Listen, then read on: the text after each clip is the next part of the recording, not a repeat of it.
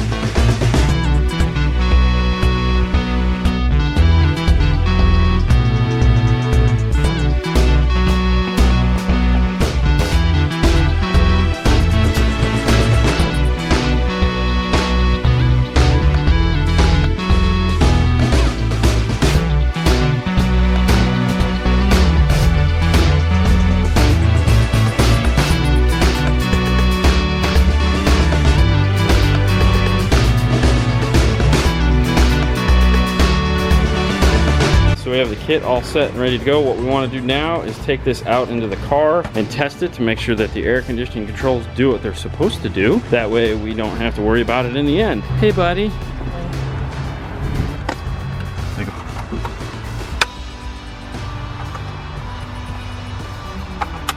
Now for this, make sure you start up the vehicle.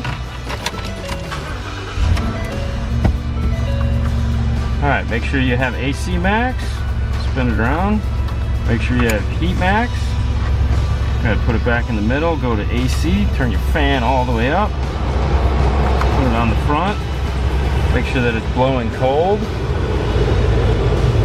that blowing cold? Yeah. Go ahead and turn it off. Turn the car off. Go ahead and unplug the kit. Now we need to go ahead and set this back on the bench and mount the radio into the bracket and get the wiring harness all set. And also bag this back up and put it in the box.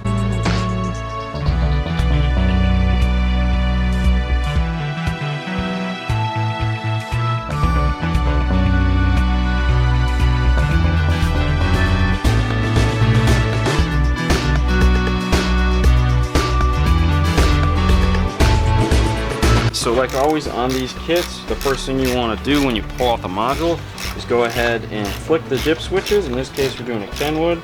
So that's going to be 1 and 2 down right here. Now we're going to go ahead and put a little piece of tape over it as always so that it doesn't get bumped, and also we know that we went ahead and flipped the dip switches. Now this vehicle does not have a center channel at all. We've gone ahead and depinned those out of the harness. Save these, you may need them later. Because it has a Kenwood, it's not going to need this style connector for steering wheel controls. It just needs this blue yellow wire here. So now what we want to do is just go ahead and pretty up the harness.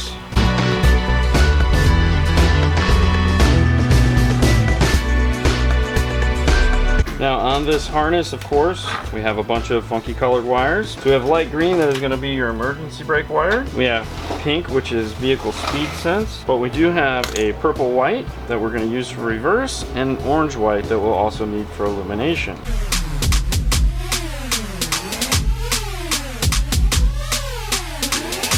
Now this customer has expressed great interest in adding a backup camera at a later date. But what we're going to do is of course hook up the reverse trigger to the Kenwood, and also we're going to put a pigtail off of here for accessory and ground, power up the camera once we get around to putting it in.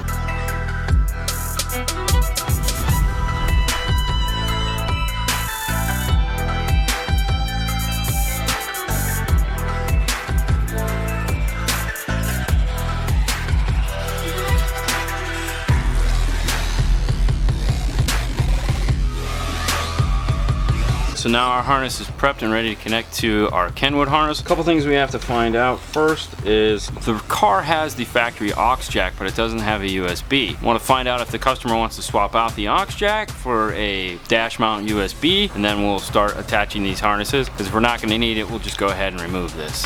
Alright, so he opted out of having the aux jack. We're going to put a USB jack there instead, so we're just going to go ahead and remove these RCAs from the harness. So looking at our wires, we have the set of purple, which is the passenger rear. We have a set of green, which is the driver's rear. A set of grays, which is passenger front. A set of whites is driver's front. Those are all the speaker wires. We have ground, which is black, constant 12 volts, or memory, which is yellow. We have the blue-yellow. Now this is important. This is blue-yellow on here. On this harness, there is no blue, blue-white.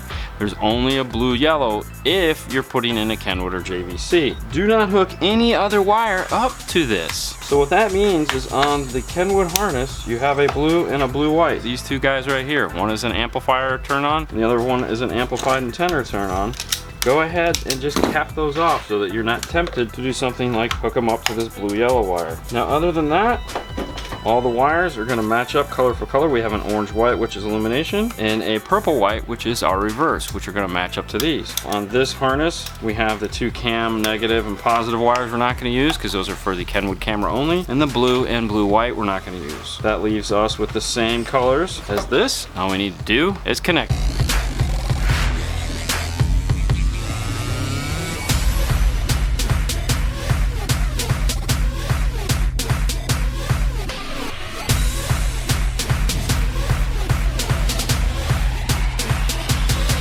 There we go. The radio is in. Dash looks sexy. This apparently has navigation. And it is getting darker by the minute. Luckily, we're done.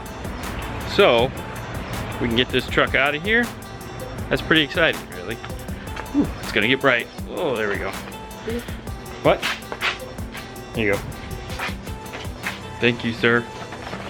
All right, well, we finished this one in the nick of time. That's a good thing. Whew. We're gonna be able to get out of here, get on with our, rest of the day, which really doesn't mean much of anything because it's dark out. Fernando, you excited? Totally excited. Totally excited because the day is over. This is the last car, so we're gonna head on out. You guys have a great night as always, and we'll see you later next time. On to the next one. Bye.